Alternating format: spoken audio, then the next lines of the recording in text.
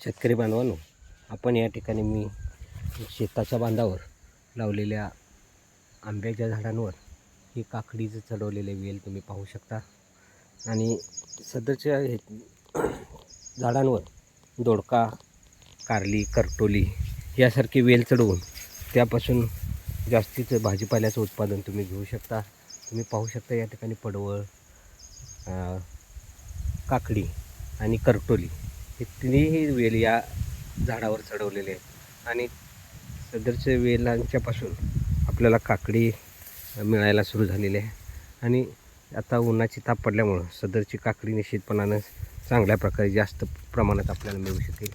तुम्ही देखील तुमच्या शेताच्या बांधावर अशा प्रकारचे वेल चढवून जास्तीचं उत्पादन घेऊ शकता. दगडी बांध मोठे आहेत आणि ह्या बांधांवर अशा प्रकारे करटोलीचे वेल, विविध प्रकारचे वेल मी चढवलेले आहेत. हे नाचण्याचे पीक आहे आणि त्याच्याकडेला बांधावरती तुम्ही पाहू शकता की झाडं लावलेली आहेत आणि झाडांचा त्या पावसाळ्यामध्ये त्याच्यावरती वेल चढवून दुहेरी वापर मी केलेला आहे. तर तुम्ही देखील तुमच्या शेताच्या बांधावर अशा प्रकारचे वेल चढवून जास्तीचे उत्पादन घेऊ शकता. धन्यवाद.